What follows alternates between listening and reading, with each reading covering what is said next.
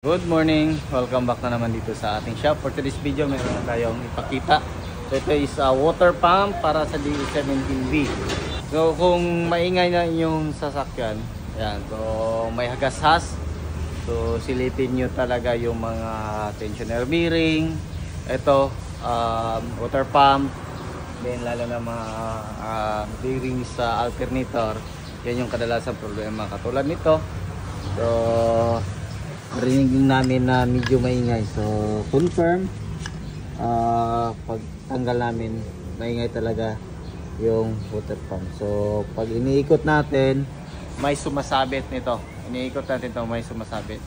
So ayan, so yan yung water pump ng D17V, D17W. So dito yan nakalagay, yan, so yan yung kinakabit ni Uncle ngayon. So water pump.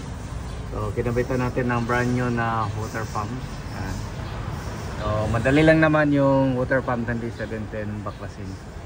So dito lang sa itaas ng kanyang thermostat. Ayan, ito yung thermostat housing. Sa loob nito, dito yung thermostat mismo. Ayan, so ito yung kanyang water pump. So may o-ring lang naman yan. So balik agad.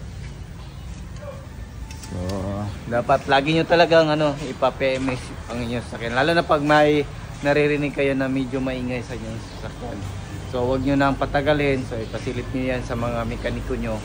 Baka pagka-problema kayo sa inyong long drive or long rides. So, yun lang muna. Siguro yung ating video for today. Maraming salamat. Ingat and God bless.